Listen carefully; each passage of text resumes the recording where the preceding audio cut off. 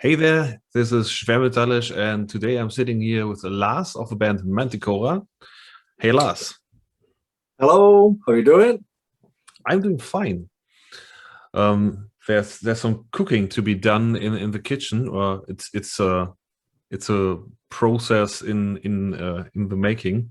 So Okay, it's like okay, I know that's good. what awaits me.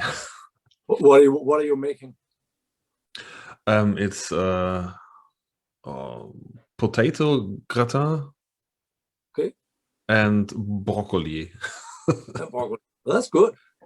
Yeah, it's our first time we are doing this, so it sounds good or it reads good on the paper, but we will see. Yeah, there's always a time for everything. Yeah, it's like in this pandemic, you must watch your diet, so you're not becoming a fat fuck. Yeah, exactly. It's like Well, you don't want to move and going out for a walk, maybe not, and ah, it's ah, it's a tricky situation.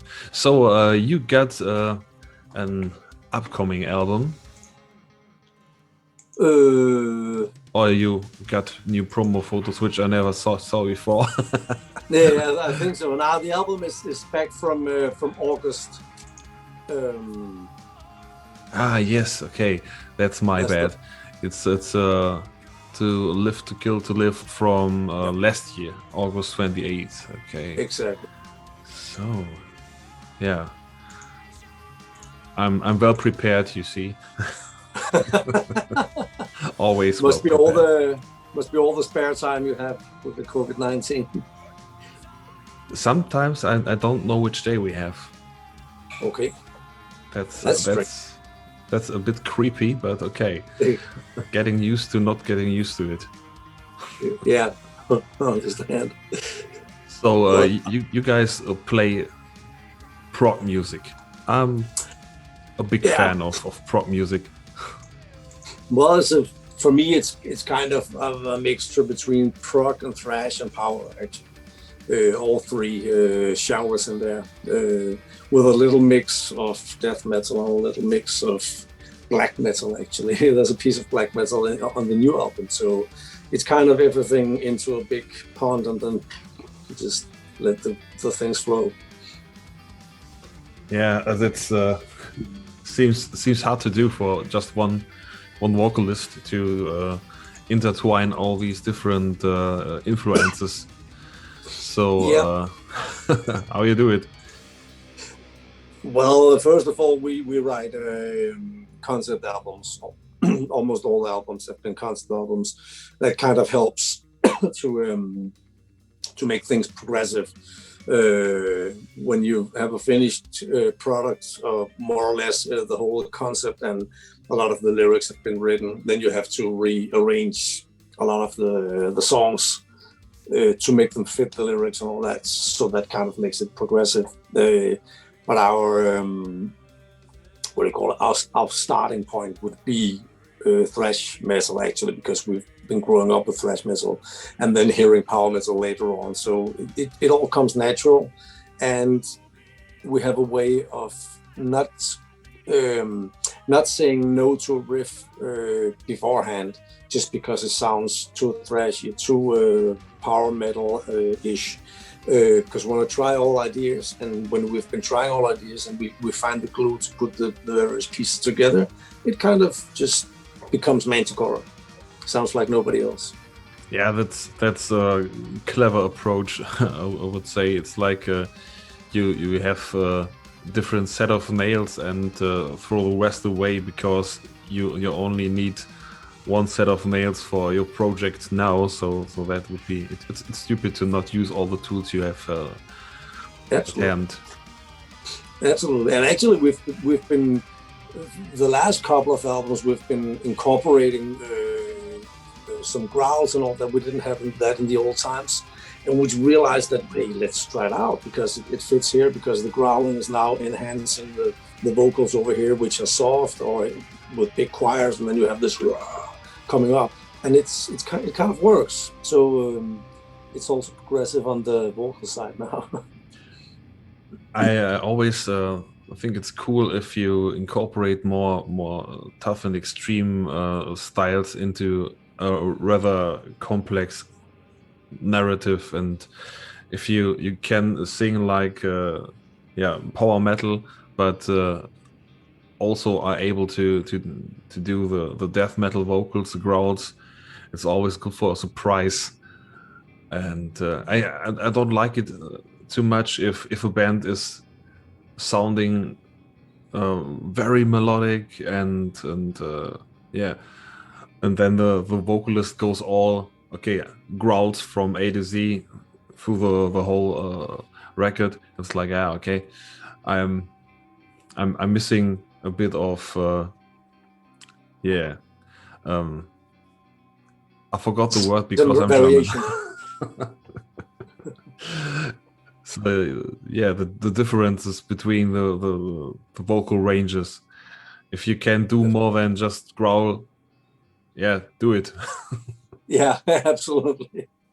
Well, the variation has never hurt anybody. So variation, yeah, that was the word I was searching for a few seconds ago. Okay, there you have it. Yeah, it always happens that I just lose single words. They just escape me, and that's sometimes it's funny. I'm the same. Also, when I'm speaking Danish, sometimes it's like, what the fuck? What was that word? Fuck. Then you know how people with FSC is called Danish aphasia. I don't know. You know, when you have a hemorrhage in the brain, and you know what the word is, but you just can't say it. You can't speak the fucking word. It must be horrible to have that disease. Yeah, that's one of the side effects if you suffer a stroke, and my father had that, and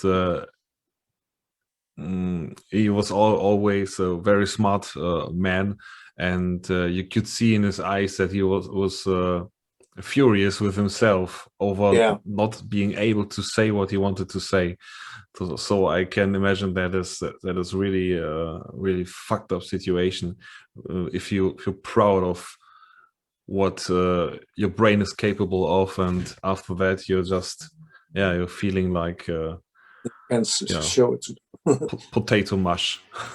Yeah, it's kind of claustrophobic actually. If you're just being trapped inside your own head. Yeah. No. That was not so funny, but I can relate to anything relating to aphasia, if that's a word in English. I think I actually don't know, but what's the word in German? Aphasie. Oh, in Danish as well, FSC. Yeah. let's do it in German and Danish then. You guys are from Denmark, I read. And I can remember when I was like 7 years or so, I was in Denmark in Sebi, with my family, and there was a fucking great holidays. We were the old times with the good ice cream and sunshine and all that shit. Oh yeah. Yeah. I had my first soft ice ever in the city nearby, and to this day I know what a pölzer is.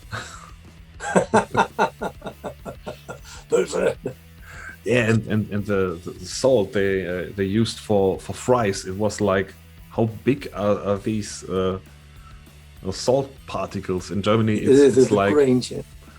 And this was like actual cubes. But that was really a great experience. Never forgetting that holiday. Yeah. And I remember that they had I don't know the word in Danish, of course, but we called them Kaufmänner. It was like this little shops. They got it all. They got comics and toys and food and grocery stuff. You could buy everything there. It's almost the same in Danish. It's called købmand. Købmand? Yeah, købmand. Okay. Kaufmann, Köpmann. So Danish and German is very close. Yeah, and Dutch is somewhere on the left of that. I think it's like you have Germany, you have England and Denmark, and then you just put everything into one big cube, and there you have Holland. Yeah. Also great memories when it comes to the Netherlands.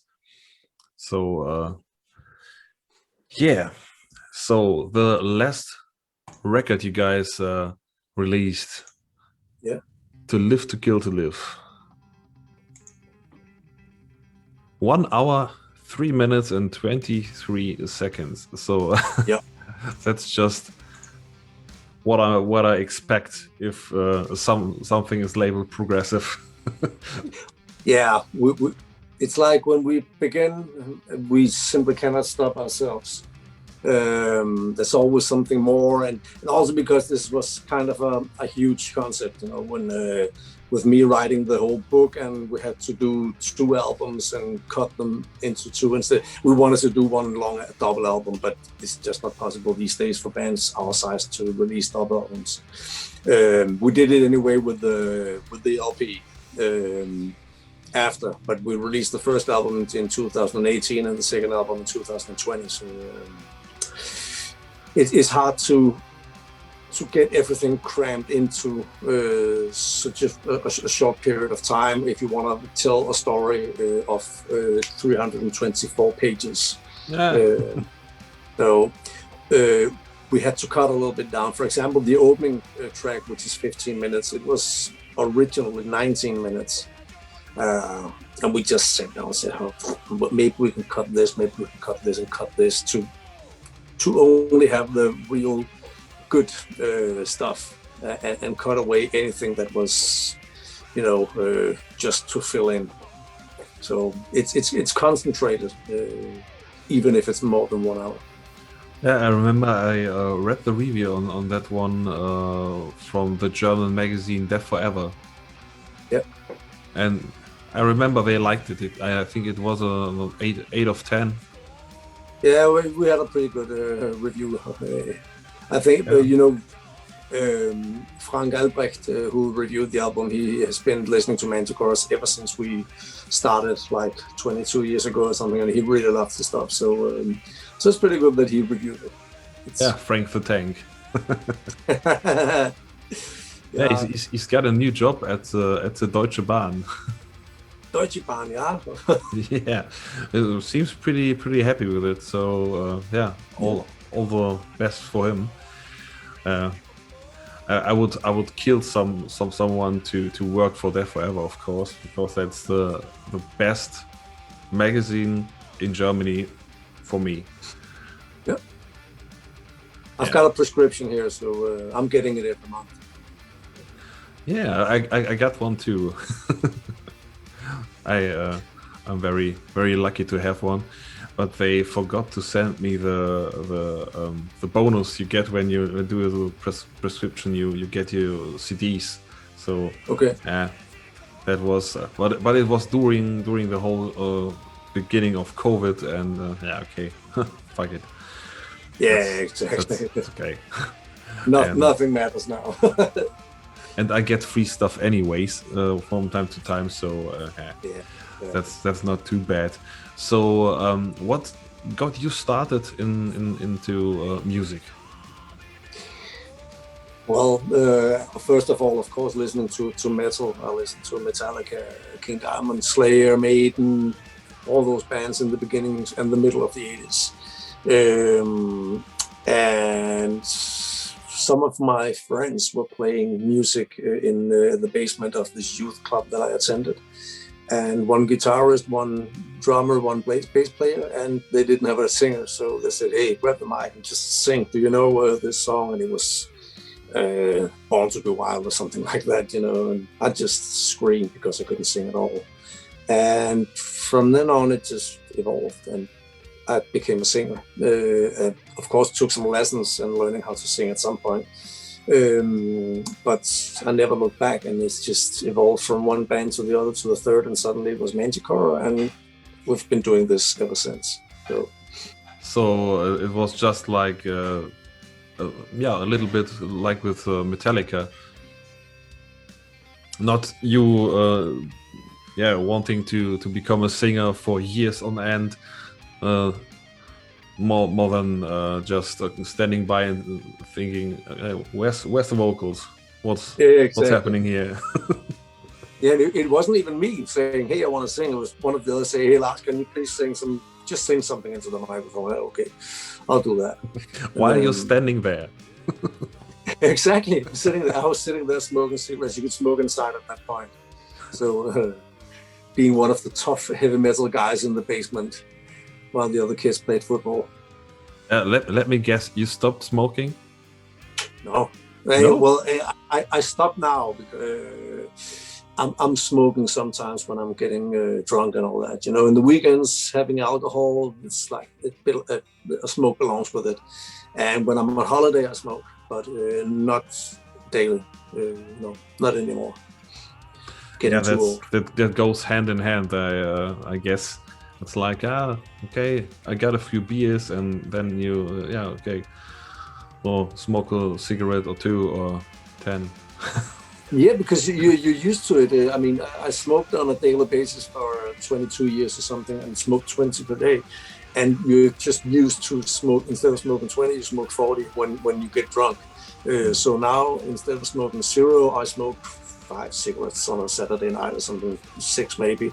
And then I'm having this connection still, and I can still run around all week missing the cigarettes, and then I give myself a treat in the weekend. Then I don't eat so much candy and to diet out. Don't drink soda or all that. So I'm in general pretty healthy and do a lot of sports. So. Yeah, I think we all had our rough batches, the 20s.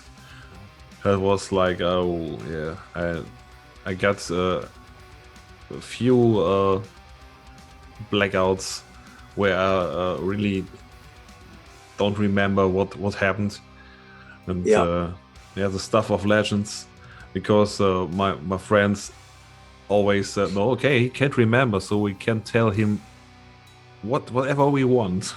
Exactly. But you see, the good thing today with all the cameras and all that shit in the cell phones, you know that if you have done something crazy, someone will have taken a picture. So today you can actually say, hey, pictures, or it didn't happen. I don't believe you if you didn't take a picture. So yeah, but just imagine you stumble upon a video of yourself from months or years ago, and it's like, oh, so I indeed did wrestle a bear. Exactly. And the one. Well, okay. We actually had a pretty funny incident when we played at Sweden Rock Festival in 2002. We played on the 8th of June, and my birthday is the 9th of June. So after we played, we went to this camp. We were camped backstage in some tents, and we had a lot to drink. And I drank a little bit too much. So I went around. The other guys sang a birthday song for me at 12 o'clock at night. And I was so drunk, I didn't even remember what they sang. So I walked around between the tents, puking all over the place. And the other guy said it was like watching a ghost appearing here, Lars puking, then he went down again. And then they watch a ghost over here, puking. So I became Lars the ghost at that point. And I can't remember one single bit of it. Yeah, I have stories like that too, but yeah, mostly without puking. It's just like there was one big party, and the last thing I can remember from that night was that a friend of mine came out to us, and we were standing there in a circle and yeah, talking and drinking beer, and we really had our share. And he came out and he had a bottle of vodka in his hand. Okay. And he said, and now we will drink this up. And it's like, after that sentence, it's like, and I woke up in the subway, yeah, driving, and it was like, okay, I'm not feeling too well, and I stood up and got out of the subway, and I had to take a nap there because I couldn't walk. I couldn't walk in any direction. I was really destroyed at that moment. And the funny part of this is that 20 minutes from there was my home. Oh, so shit. I could have walked, but I was so beyond good and evil. Yeah. So yeah, and after that, I stopped to drink booze and stayed with beer because that was probably a good idea. I almost never get that drunk anymore. Also because I'm 47, so it's wearing me down. So if I'm really drunk on Saturday night, I'm normal again on Wednesday, and it's just taking too much of my time and my work and all this shit. So I always contain myself, and I don't really get that drunk anymore. It's not as fun as it used to be, and there are other priorities. So. Yeah, getting blackout drunk is nothing to do with when once you hit the 40. It's like you're getting blackout drunk and you're almost out for a week. It's completely ridiculous how much it actually affects your body. I can feel it. You know, I'm running a lot, and I can feel all my running during the whole week. If I've been running, if I've been drinking on the Saturday, my Monday running is destroyed. My Wednesday running is destroyed. On Friday, it's beginning to get better. And then I go out and get drunk again on Saturday, and you just start all over again. And if you don't drink for 2 weekends, the times that I'm running are just much, much, much better. I can take 20% of the running time. So it does affect the body. Yeah, of course. Yeah. Well, people watching this will think we're preaching here, but it's really like this. If you're getting older, yeah, we're not 20 anymore. No, we're not 40 anymore. Yeah, not 20 anymore, not 30 anymore. Yeah, freshly 40 since November, and I realized this years ago.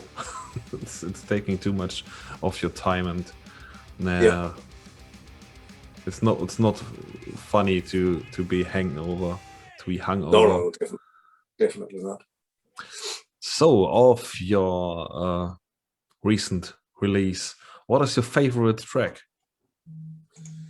I would actually have to say the first track, you know, the 15 minutes track called Katana, the Moths, the Dragonflies, mixed with the song Katana Moth, because it's actually two songs intertwined. It's a 15-minute track that just has everything in it. You have both the groovy stuff in the middle. In the beginning, you have the slow stuff in the middle. You know, where like when Iron Maiden would do a song and they have this middle part with all the bass and some atmospheric stuff, and then it explodes in twin guitar maddening hell, and returning to some death metal. Everything is in that song. And it's funny because normally you can just skip songs if you're getting tired of it, but whenever I put that song on, I have to listen to the whole song. And normally I'm not listening to my own music because we've been writing it and composing it and recording it, playing it live and all that, so you're tired of your own songs. But exactly that song I can listen to again and again. And then I'm quite fond of what's it called? I can't remember my own songs. I got the track list here. 2 seconds. I got the album here.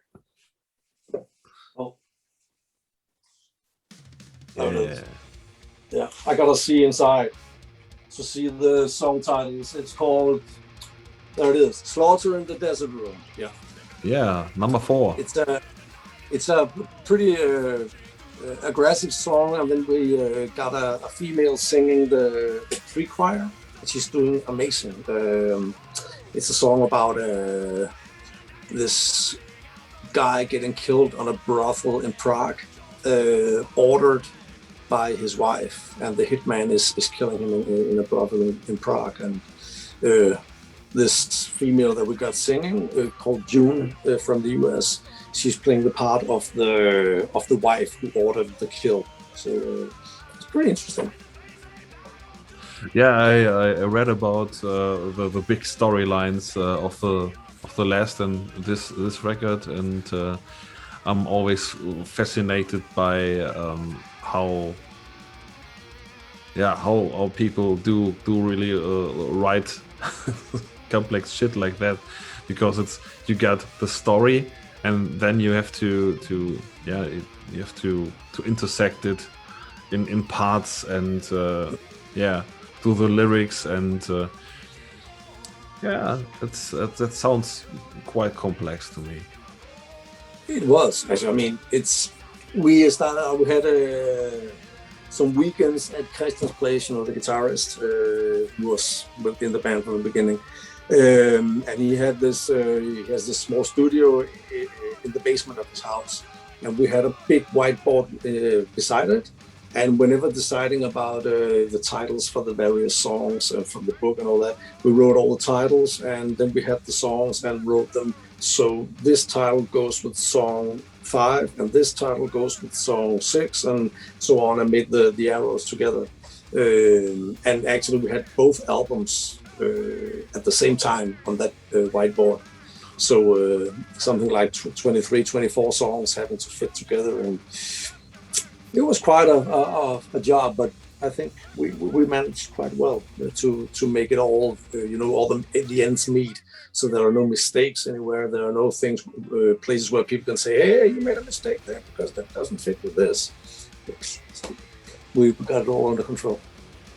Yeah, I write a lot myself. I'm writing reviews, and I wrote a few short stories 20-30 years ago, and I know that it's not the easiest of tasks to write a coherent story which people can follow, and you go even further in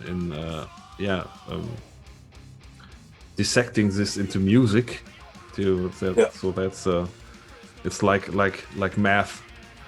It's just okay, we finished calculating this, but we can calculate that, so hey, let's do it.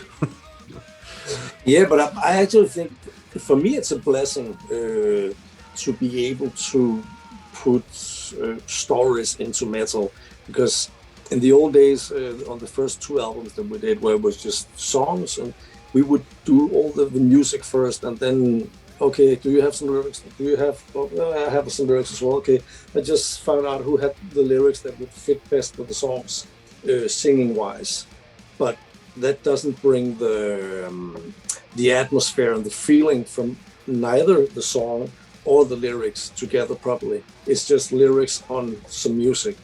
Whereas now we have the lyrics ready, and we have a few things, some riffs here and there, and say, hey, that riff fits exactly with the feeling that I get when I read this. So for me, it's actually easier now to do the concept things than it is to just write a normal song. It makes much more sense in my brain to do it that way. And I think it's the same for the other guys in the band. Mm.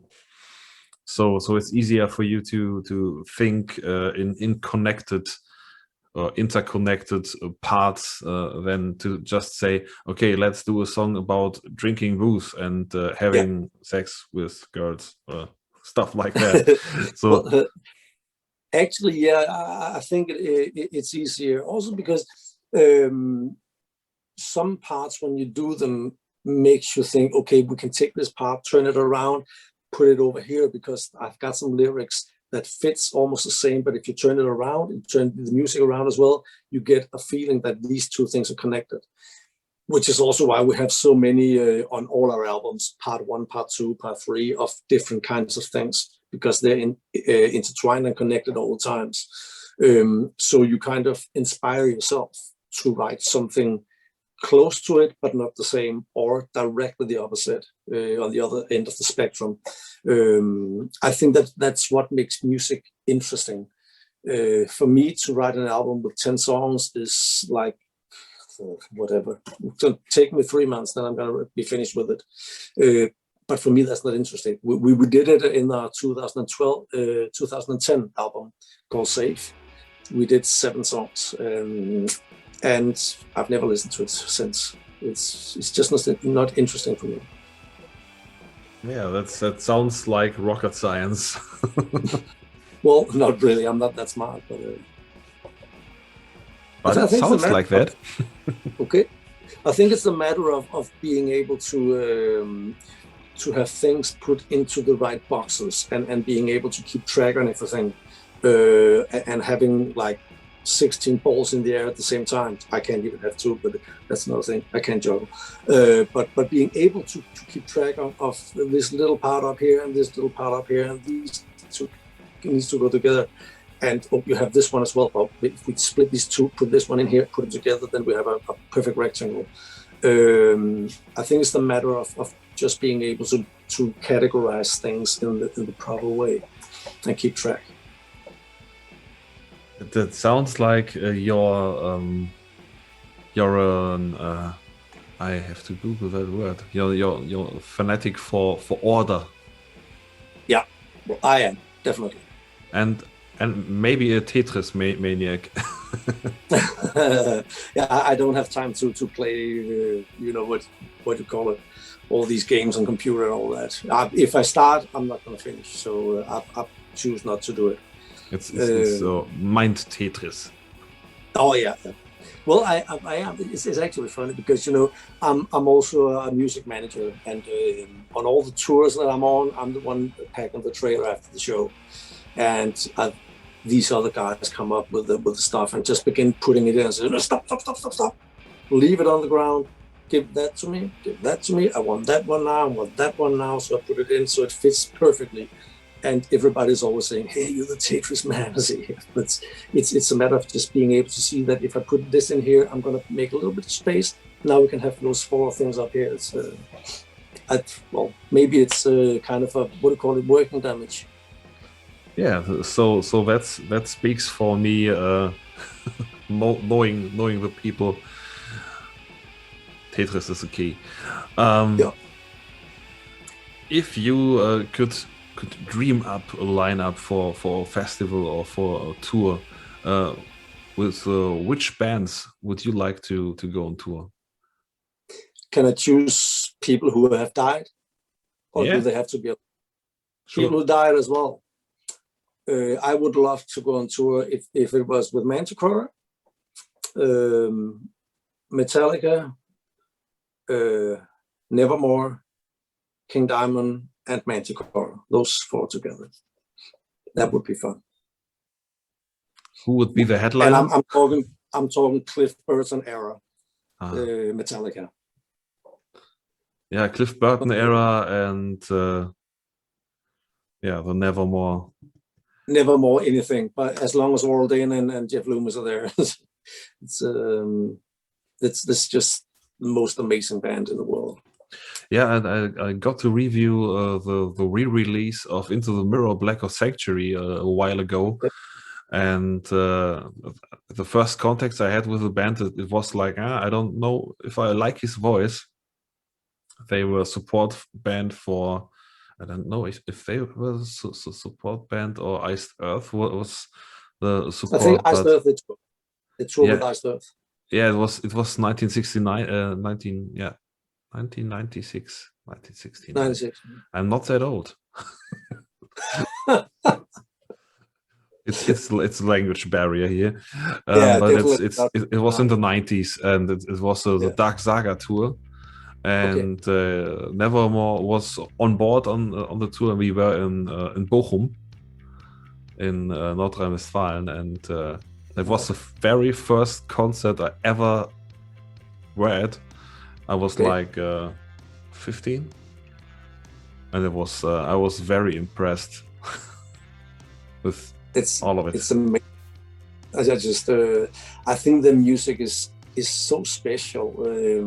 The combination of those 4 musicians are just super.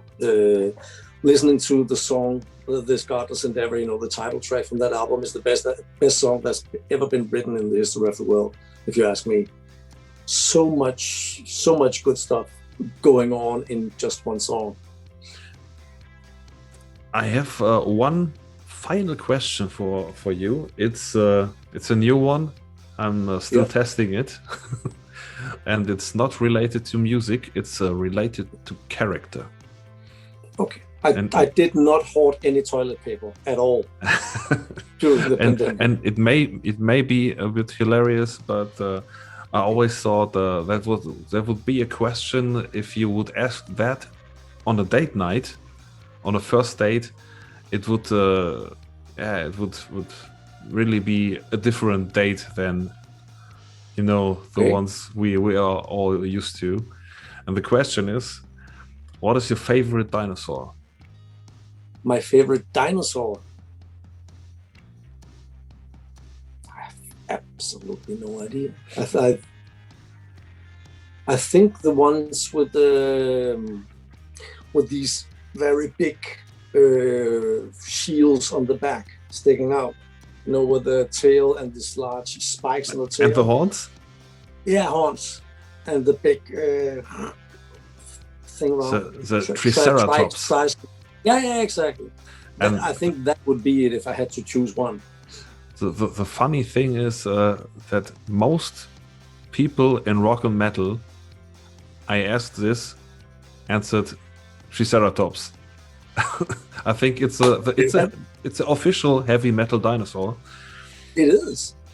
It's Frank Albrecht in disguise. We will push this. I hope he's not going to see this. Frank, Entschuldigung. I don't know him personally. I just know him from Facebook. So and I don't think he will watch this because I'm quite little with my channel, but he's a very, very nice guy. Really nice guy. Very friendly and just one of the guys to hang out with, at a concert. So great taste in music. On top of that, also I have to say, but I think why this dinosaur is actually the one that people are going with. It must be all the spiky things, like having those things like Kerry King from Slayer. It's kind of, it looks violent, although it's not, and I think that's the same as heavy metal. We look violent, but we're not. Yeah, it's like a tank. Yeah, it is. It's like a flesh tank with horns. And that's cool. Pliocene area. Well, I don't even remember. It's 65 million, 70 million years ago they were. I don't remember the age. What was it called? Jurassic. Jurassic, of course. It's embarrassing. You can edit that. And I only know it because of the movies. So exactly, me too. But yeah, when I was young and really into dinosaurs, maybe I would have said it was the Jurassic Age. But no, it's down to the movies. Yeah. So yeah. Well, we get other stuff in our minds now. So. Did you choose Manticora as a band name because the Manticora looks pretty badass too? Actually, not. The story is that we were called Fear Itself before Manticora, and there were some changes in the band, and we realized that our music had evolved to something else. We've got the new drummer, Mads, who is much more powerful as the drummer. And I've been on the library seeing this book about fabled creatures, like the Griff and all these kinds of things. And I saw the Manticora and I thought, well, it's a cool name. It just sounds good to me. So we went into the rehearsal room and Mads said, well, we could call ourselves Morannon. It's something from The Lord of the Rings. And I said Manticora, and then we took a vote, and it was 3-1. It was Manticora. So we just thought, okay, cool, we're going to be called Manticora. Yeah, and it's pretty cool because it's a mixture of animals. Absolutely. Lion and scorpion. Yeah. Sorry. Yeah. This is the evil Manticora. The evil Manticora. Yeah, it should be a human face and a lion's body and a scorpion tail or a dragon tail. It depends on which country you're asking. Some places it's scorpion, some places it's dragon. I prefer the scorpion tail. Yeah, it's a little bit cooler. Yeah. Okay, that is settled. Okay, Absolutely. so I'm really out of questions for today. Thank you very much for taking the time, and yeah, I will have to listen to your music now. But you need to. first I need to eat, and then I will check out some Manticora. And I really dig this vinyl you showed me. So I have a new record player, and maybe I will buy this one. So yeah. Well, it's a double, so everything is. Oh, it's yeah. actually a triple CD, triple album. Yeah. So there are 3 LPs inside, and it's the first time we ever did it. And then we just thought, well, let's go all in and make a triple gatefold CD. LP. Sorry. Yeah, that's very cool. I will check this out right after eating. Okay. So yeah, if something new arises, if you have upcoming news, new album or stuff like that, just hit me up. I would like to continue this. Okay, I'm all for it. So okay, cool. Right. So have a nice evening, and thank you. You too. Guten Appetit, Dennis. Danke. All right. Bye. Dennis.